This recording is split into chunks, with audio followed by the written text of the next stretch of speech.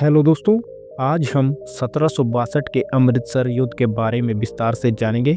अमृतसर का युद्ध भारतीय इतिहास का एक महत्वपूर्ण युद्ध था, जिसमें सिखों ने अहमद शाह अब्दाली की अफगान सेना के विरुद्ध अपने धर्म, संस्कृति और अस्तित्व की रक्षा के लिए संघर्ष किया। ये लड़ाई सिखों के साहस और बलिदान का प्रतीक मानी जाती है। ये संघर्ष पंजाब की पवित्र भूमि अमृतसर में हुआ था और इसे सिखों के इतिहास में विशेष स्थान प्राप्त है।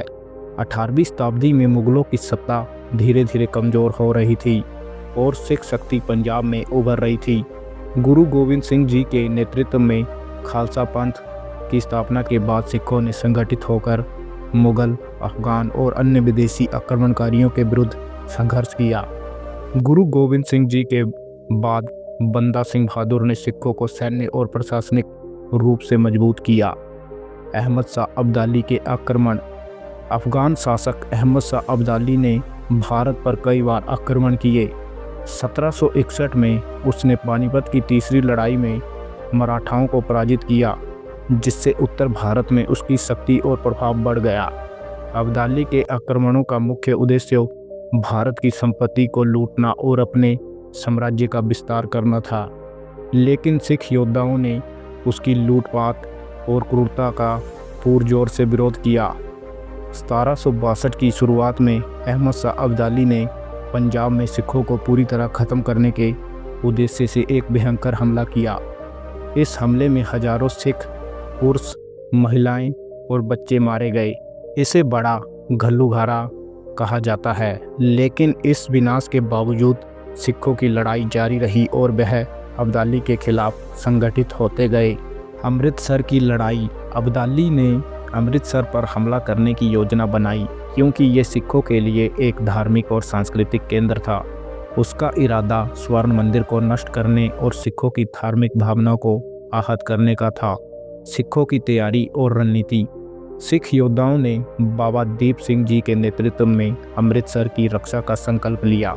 बाबा दीप सिंह जी एक महान योद्धा और विद्वान थे, जिन्होंने गुरमत सिद्धांतों के आधार पर सिखों को संगठित किया। उन्होंने हरमिंदर साहिब की रक्षा के लिए अपने हजारों सिख योद्धाओं को एकत्रित किया।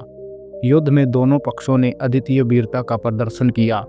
अब्दाली की सेना संख्या में अधिक थी और उसके पास आधुनिक हथियार थे, लेकिन सिखों की गुरिल्ला युद्ध नीति और आत्म बलिदान की भावना ने उन्हें टक्कर दी। बाबा दीप सिंह जी ने अपने योद्धाओं के साथ दुश्मनों का बहादुरी से सामना किया। बाबा दीप सिंह जी की वीरगति। इस युद्ध में बाबा दीप सिंह जी बुरी तरह से घायल हो गए, किंतु ऐसा कहा जाता है कि उन्होंने अपनी अंतिम सांस तक लड़ाई जारी रखी। एक प्रसिद्ध कथा के अनुसार जब उनका शीश कटकर धड़ से अलग हो गया, तब भी उन्होंने अपने सिर को अपने हाथ में उठाए हुए हरमिंदर साहिब की ओर कदम बढ़ाए और अंततः वहीं वीरगति को प्राप्त हुए। युद्ध के परिणाम और प्रभाव। हालांकि सिखों को इस युद्ध में भारी नुकसान हुआ, लेकिन उन्होंने अपनी धार्मिक और सांस्कृतिक पहचान को बनाए रखा। इस लड़ाई ने सिखों के भीतर और अधिक साहस और प्रतिशोध की भावना को जन्म दिया। अब्दाली भले ही कुछ समय के लिए पंजाब में अपनी उपस्थिति दर्ज कराने में सफल रहा, लेकिन वह सिखों को पूरी तरह समाप्त करने में असफल रहा। हर बार जब उसने सिखों पर हमला किया, वह और अधिक संगठित होकर उभरे। सिख साम्राज्य की नींव। अमृतसर के युद्ध के बाद सिखों ने अपनी शक्ति को और अधिक मजबूत किया। 1799 में महाराजा रणजीत सिंह के नेतृत्व में एक शक्तिशाली सिख साम्राज्य की स्थापना हुई, जिसने पंजाब में स्थायी रूप से अफगानों और मुगलों के शासन का अंत कर दिया। निष्कर्ष। अमृतसर की लड़ाई केवल एक सैन्य संघर्ष नहीं था, बल्कि ये सिखों की आस्था, बलिदान और स्वतंत्रता की आकांक्षा का प्रतीक था। बाबा दीप सिंह जी और अन्य सिख योद्धाओं के बलिदान ने और आने वाले समय में एक स्वतंत्र सिख साम्राज्य की नींव रखी। ये युद्ध न केवल सिख इतिहास में बल्कि भारतीय स्वतंत्रता संग्राम के इतिहास में भी एक महत्वपूर्ण स्थान रखता है।